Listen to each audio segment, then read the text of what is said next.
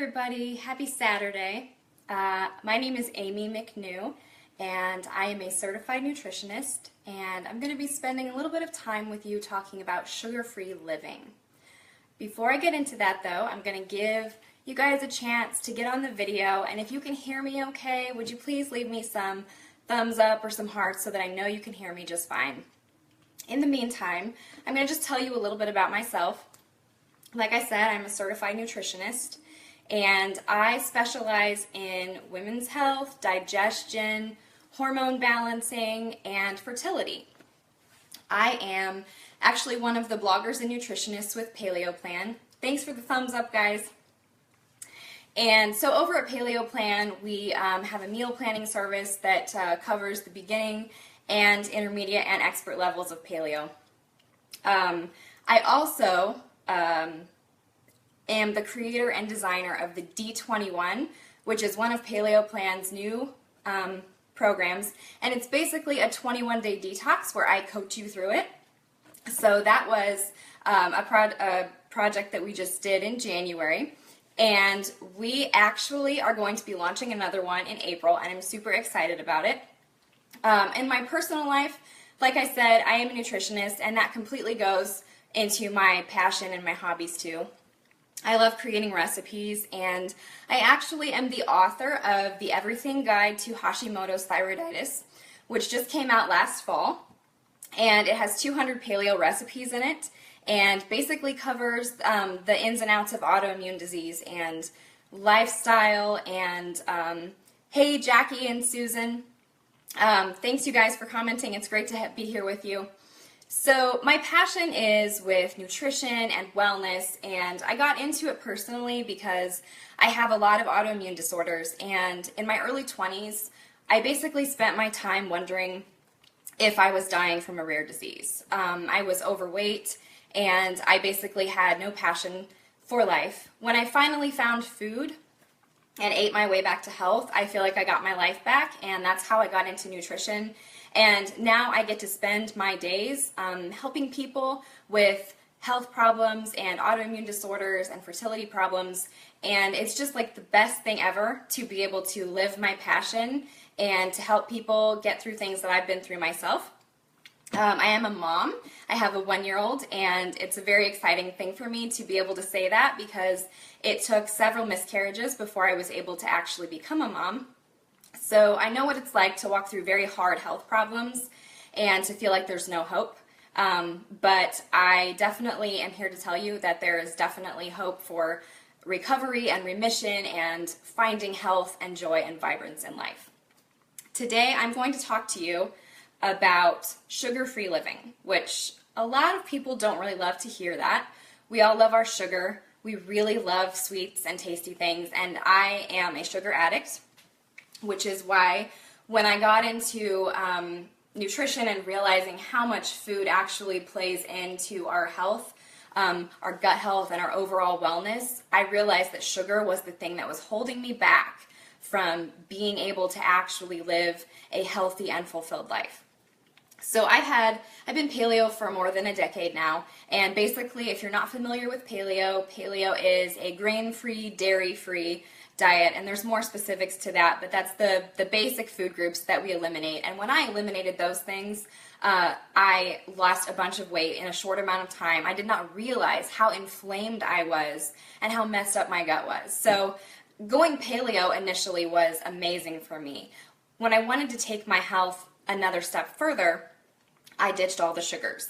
And I'm talking refined sugar, any artificial sugars, and all the paleo sugars too. Now, I'm not saying that paleo sweeteners, which include maple syrup and honey and coconut sugar, to name a few, I'm not saying that those have no place in the diet ever, but when you're looking at digestive problems, when you're looking at autoimmune disease, infertility, and diabetes, heart disease, needing to lose a lot of weight, these are all factors that can benefit from totally ditching sugar from your life, whether for a short time or forever. Personally, I'm 5 months into this round of being sugar-free, and I'm kind of thinking of never going back, honestly.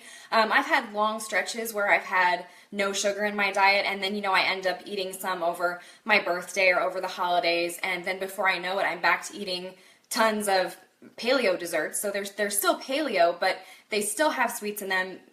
No one perishes for sugar deficiency or for lack of sugar.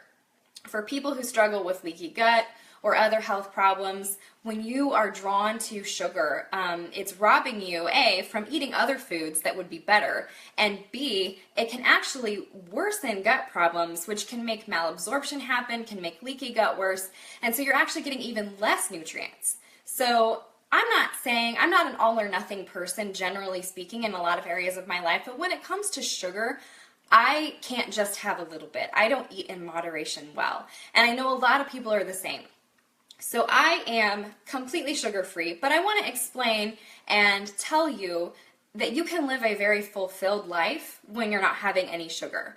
And what I have with me today is several of my favorite products that make my sugar-free lifestyle very feasible and doable, even for a full-time working mom of a toddler. I know a lot of you have kids, a lot of you are busy, a lot of you don't have time to spend hours in the kitchen every single day cooking and prepping food.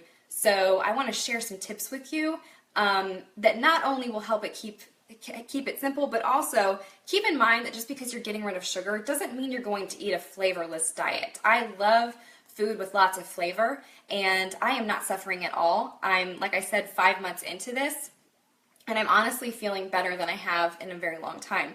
So one of my favorite products is this Ancient Nutrition Bone Broth Protein Powder. I only tried this very recently. I have tried almost every paleo protein powder that exists. Now you're going to talk to some paleo people who really don't think that protein powders should exist and that you should only eat whole foods in their whole form. I am a huge proponent of eating whole foods, but I also am a huge proponent of making things realistic and simple. So protein powders in like a shake for a meal replacement is a very good way to make paleo sustainable for people who are busy and who are on the go all the time. This protein powder has 20 grams per serving, which makes it a perfect meal replacement, especially even for people who have blood sugar balance issues. And it also contains just a little bit of stevia and a little bit of monk fruit. They're the last ingredients in it. For me, that qualifies as having 0 sugar. Those are the only 2 forms of sweeteners that I will use. I don't use any xylitol, I don't use any other artificial sweeteners. So just a little bit of stevia, and then this product has a little bit of monk fruit in it. And personally, it's very delicious. Like I said, I've tasted almost every protein powder that exists that's paleo friendly, and obviously things come down to personal taste preference, but this one, this is the vanilla flavor, and there are a lot of other flavors, but I really love a good vanilla protein powder, and this actually tastes really great. I have also used it to make chia pudding with cacao and some almond butter and chia seeds and a little bit of coconut oil and ghee. So it's very easy to have what tastes like a dessert, even when you're not having any sugars. I do really love this liquid stevia, which that's the only ingredient in it. Organic stevia extract and deionized water.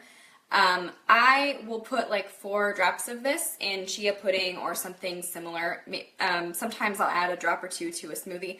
I like liquid stevia for me personally because it mixes in more easily. Sometimes the powdered stevia can be a little difficult to actually get it to dissolve fully. So I also love just plain collagen peptides. I add these to smoothies sometimes just as their own form of protein, but I also stir these into my coffee in the morning if I need some protein with that. Now, in addition to giving up sugar, I also gave up caffeine, so I don't drink any caffeine at all, and the first week of doing that is always rough, which you'll hear from a lot of people when they're talking about giving up caffeine. But now in the morning, because I like the taste of black coffee, I start my day off with a nice strong cup of organic decaf with some collagen peptides in it. And that just kind of still gives me that feeling of splurging on myself, even though I'm not eating desserts or anything like that.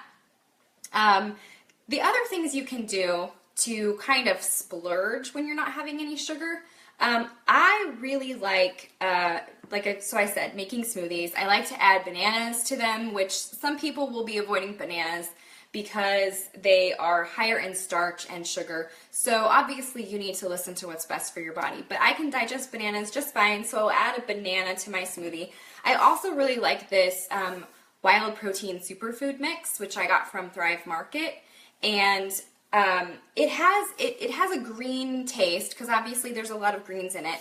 But I like it because when I'm drinking my smoothie, it's convenient to throw that in if I don't have any greens on hand. Or I will add it in addition to some spinach and some other stuff so that when I'm eating this smoothie that is my meal replacement, I'm not just getting protein and almond milk. It's a little more complete, it's a little more filling. I also really like to do salads. They're a really good meal that you can eat when you're not eating any form of sugar and you're not really missing out on anything there. I also do a lot of meat that I either cook in the Instant Pot or I roast, and then I will pair it with roasted vegetables, which when you roast vegetables, almost any kind, in avocado oil and sea salt, they almost get a little bit of a sweet taste on their own. So, like I said, when you get into living a sugar-free life, you're not going to miss it. And sure, mentally I might think that, oh, having ice cream or having dessert would be really nice. But it's really the actual craving, the actual drive to need sugar goes away pretty quickly into it. I also really like to have tea. Now, I think it's really important when you're drinking tea to be drinking organic tea so that there's no pesticides and chemicals that you're adding to your tea. But when I'm not being able to eat sugar and I can't like have a dessert or have something, I like to have an extra cup of something hot after a meal, or iced. I sometimes will make iced tea because it just kind of makes me feel like I'm getting a little bit of that after meal treat. Plus, the benefit of something like peppermint tea actually can help digestion. And I also like this chai tea, which has a lot more flavor than your average cup of tea. This Tulsi lemon ginger tea is one of my favorite things to boost digestion as well. It can also help with nausea. And sometimes, not all the time, but sometimes when you're first going sugar-free, you can kind of actually feel nauseated and sick, and it's just because your body's adjusting to the slightly different way of eating. So drinking something like lemon or ginger tea can really help to kind of settle your stomach with that. I also like to be able to keep protein snacks on hand. So if I don't have time to make a smoothie, I can grab something else. I really like these Epic chicken meat bites. They're like little squares of chicken jerky. And sometimes trying to eat beef jerky really hurts my jaw because you kind of have to really gnaw on it. So these are already cut up into little bites, and it's chicken jerky, so it's not as dense or hard to eat as beef jerky. Another thing that's really great is bone broth. Now, I love it when I can make my own bone broth, but if I'm being honest, I rarely have time to actually go through the effort of doing that. I live in an area where I can't easily get access to bones from pastured animals, so I have to work a little harder to do that. And so being able to use Kettle and Fire's bone broth, which is shelf stable, so I just keep this in my pantry and I pull it out when I'm making soups. It adds an extra level of flavor. But it's also great for gut health, and so when you're going sugar-free to balance out gut health, it's really great to be able to replenish all of the nutrients that are found in bone broth, like glutamine and glycine, which actually help to repair the digestive tract from the stomach all the way through the intestines. It can help to reverse leaky gut, and has a whole host of other anti-inflammatory benefits. I mentioned earlier that I have multiple autoimmune diseases, so I have Hashimoto's thyroid disease, I have celiac disease, I have rheumatoid arthritis and fibromyalgia. All of those things have in common that they can be very inflammatory, and I know so many other people are dealing with these and similar conditions. So bone broth regularly, along with the bone broth protein powder and collagen, are really good for dealing with inflammatory pain or chronic conditions. This bone broth, like I mentioned, is Kettle and Fire, and I personally, you can order it directly from the company, from Kettle and Fire. You can also get it from Thrive Market, and it's probably in other stores as well. So when you are looking for a during meal or post-meal snack, if you are one of those people who really likes your soda, and in giving up sugar, you're giving up the feel of having that soda as a splurge, it can feel really hard.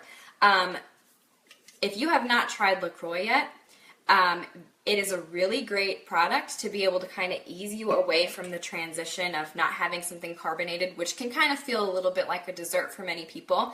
LaCroix comes in a bunch of different flavors, and I honestly did not like LaCroix until I went sugar-free, because I really preferred to drink things that had a sweeter taste. Like, I was a sweet tea person, but now that I'm not drinking sugar or eating sugar, I needed something that, you know, could be there for the occasional treat. And I really love orange flavored LaCroix, which is what this is. They have a bunch of different flavors, and I have tried several of them, but that is just my favorite one. So the other things that you can do, if you are a coffee drinker and you love sugar and cream in it, going sugar-free can feel a little bit hard. You can make your coffee have a little extra flavor by adding full-fat coconut milk. You can add it to taste preference, but you know, a couple teaspoons. You can add cinnamon to your coffee. Now, cinnamon is really good for blood sugar balance and anti-inflammatory, and it actually does taste really good in coffee, especially when you pair it with some coconut milk. You can also add some ghee to it, which I love this ghee. I like adding ghee to vegetables, coffee, a variety of things. You can kind of make your own latte by adding all those ingredients to your coffee. So if your morning coffee, you like it to be sweet and you like it to have a lot of flavor and you don't just like the black coffee, there are plenty of options to make that still an enjoyable drink without having sugar. I've never tried adding the liquid stevia to coffee to make it like a sweeter drink, but I'm sure people have done that, and I'm sure it would work just the same as adding it to other things. I also like roasting vegetables in coconut oil, because coconut oil obviously has that slightly sweeter taste. So it will give you a little bit of that sweet taste if you're really missing it.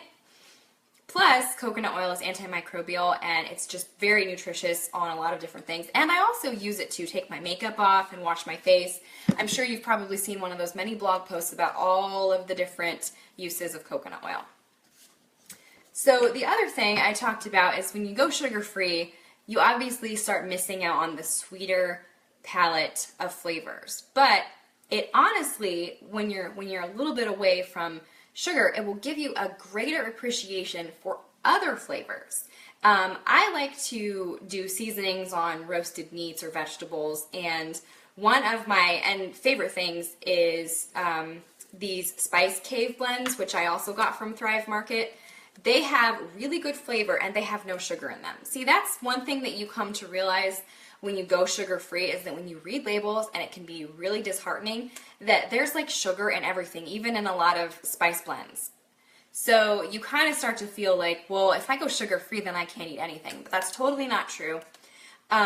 You may have to do more shopping online. Like I said, I kind of live a little bit in the middle of nowhere, and so it's hard to, like, there's no Whole Foods around here. So it's hard to just go to the store and buy something if I need it. So I do a lot of shopping at Thrive Market, and no, they're not paying me to say that. I'm just literally sharing helpful resources that I use.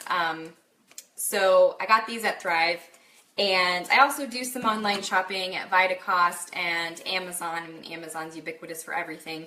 I also like coconut water for a smoothie base. So if you are a nut-free person by allergy or by choice, you can do smoothies based off of coconut water. And it's a little more flavorful than just doing plain water. And it also kind of helps to rehydrate you faster. You can also add electrolyte drops. It depends on, like, if you're working out really hard, if it's the middle of summer, and you want to rehydrate, you can definitely do that. The other thing that I really love, and which really helps ease my missing of sugar, is butter. Now, butter is a little bit controversial in the paleo world because it's technically a dairy product. Of course, ghee is technically a dairy product also. So it's kind of important when you're considering these things to make sure that you keep your own personal needs in focus. If you're going sugar-free and doing other things because you're addressing a gut issue or food allergies, and you do have a problem with dairy products, including butter, then it's important to avoid those, because you're going to get the most effect from a diet when you're making it address your specific needs versus what someone else is saying is fine for you to do, because you are the one that knows your body best. It honestly took me a really long time to figure that out. When I first went paleo back in the day, I followed the paleo diet, but then as I have eaten it for a long time and have kept food journals and just have learned to listen to my body, I've realized that there are certain foods that are paleo friendly that don't actually agree with me. So I am still paleo, but I actually avoid the foods that trigger me on top of that, which I think is just a good principle for anyone who's eating any diet. The most important thing is what your body is telling you. So that's kind of the rundown on living sugar-free. Like I said, it's usually, when I talk to people about it, it's usually the first 3 to 5 days are the hard ones. If you can make it past those, then you can make it 5 months like I have, or you can make it even longer than that. Like I said, I really have zero intentions to go back to eating sugar at all this year, and I'm really not missing it. You can make, as I mentioned earlier, you can make a delicious chia chocolate pudding with raw cacao and bone broth protein powder and a little bit of ghee and coconut oil. It's one of those things where you can kind of just make it to taste preference. I don't really have a recipe for it, and I never make it the same way twice. I kind of just throw ingredients together and let the chia seeds soak, and then it's just delicious. And being able to have something that is chocolatey, even though there's no sugar in it, can definitely make you feel like you're getting a dessert, you are splurging, and you are not living a deprived life. The piece of advice I would give you is, if you are sugar-free or you're on a restricted diet of any kind, I spent a lot of time initially walking around with this feeling that I was being deprived, that I was missing out. We tend to believe what we tell ourselves. When I shifted my view to telling myself that I had the choice to eat in a way that was going to nourish and support my body, it actually became an empowering thing. It became a positive thing, and I started to really enjoy what I was doing. And when given the opportunity to stray from what I was doing, I didn't want to, because what I was doing was nourishing my body.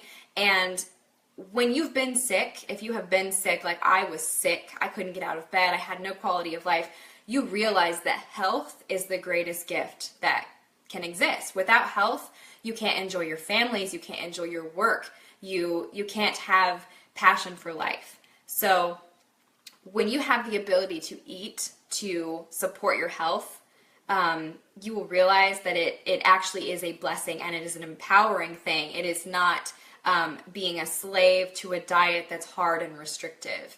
So I really think a lot of times it's just honestly in how we phrase it and how we look at it.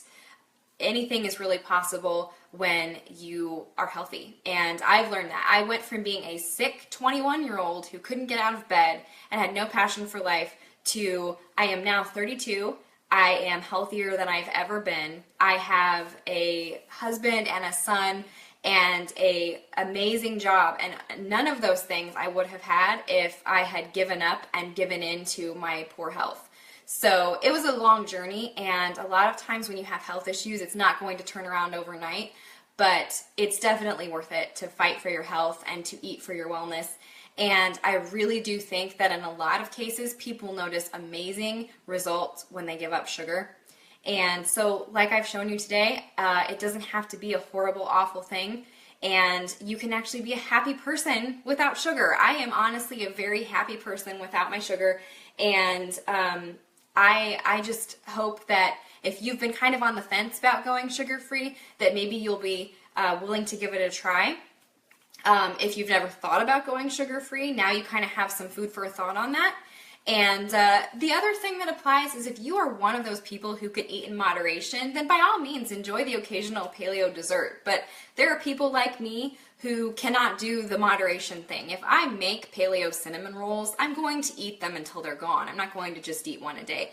So knowing your limitations will also set you up for success. That's how I've managed to stay sugar-free, is I have not put temptations in front of myself, and I have found ways to splurge and to feel like I am rewarding myself in other ways that are not food-based. That's another big thing, is while food is a big part of our lives, it shouldn't be the most important part of our life. We eat to nourish, we eat to support, but eating shouldn't be our primary passion in life.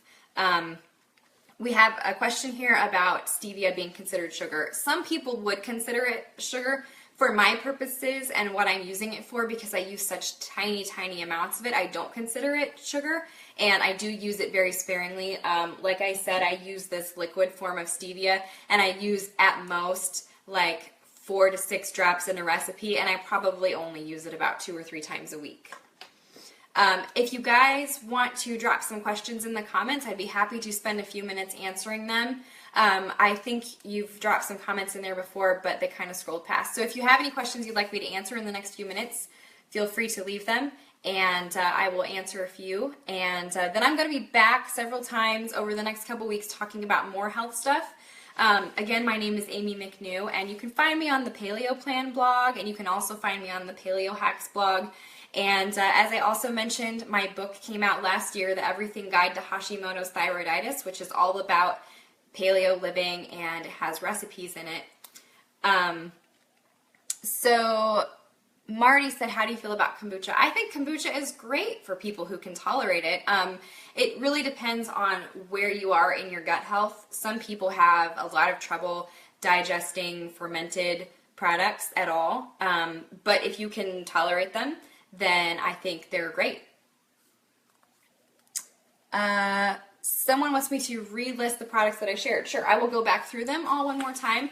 So we have Vital Proteins, Collagen Peptides, and Ancient Nutrition Vanilla Bone Broth Protein Powder. They have a lot of other flavors. I've tried the chocolate, and I am actually going to add the turmeric to a soup later on, which that's the other thing. When you're thinking about bone broth protein powder, it's not just for smoothies, it's for really anything that you're cooking where you would like to add a little extra protein to. I like to get Kerrygold butter and Fourth and Heart ghee, and I really love putting this in my son's food as well. He doesn't tolerate the butter very well, but he tolerates the ghee. So then cinnamon, which can be great added to coffee. Haley asked, how do you stay motivated at the start? I will answer that as soon as I am done going through these products. Then we have coconut water, LaCroix, which comes in many flavors also.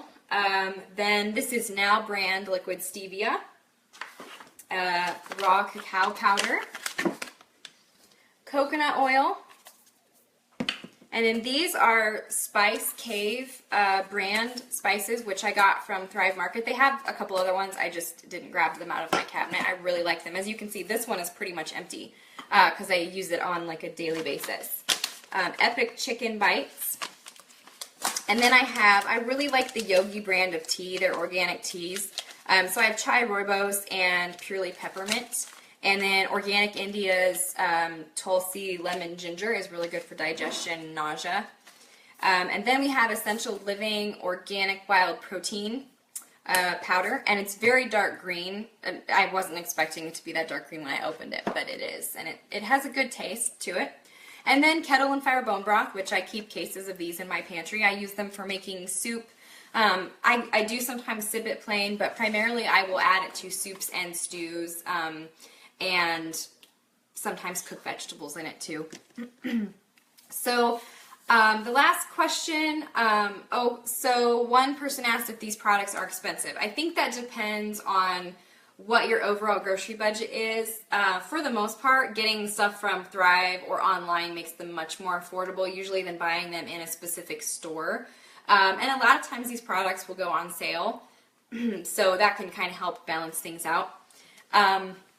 The question of how did I stay motivated at the beginning when I went sugar-free, it's hard for some people. I think what motivated me was I was really not feeling good, and I was struggling to lose the rest of my baby weight, and I was just really tired of not fitting into my pants and feeling like I was really achy. And so I just kind of one day got really tired of not feeling that great and was like, that's it, I'm done with sugar. And I just kind of, I started on a Monday. For me, starting something on a Monday really makes sense to my list-making, organized brain. So that helped me. That was actually a big motivating factor. Once I started on a Monday, I didn't want to ruin the rest of my week by adding sugar and having to start over again. So that kind of helped. I think really you have to know yourself the best, and you just have to figure out what will motivate you. All right, one more question is, do I eat fruit? Yes, I do eat fruit, but I balance my fruit with my actual servings of vegetables. So I really try to eat 10 cups of fresh produce a day. So I really aim to have like 8 cups of vegetables and 2 cups of fruit.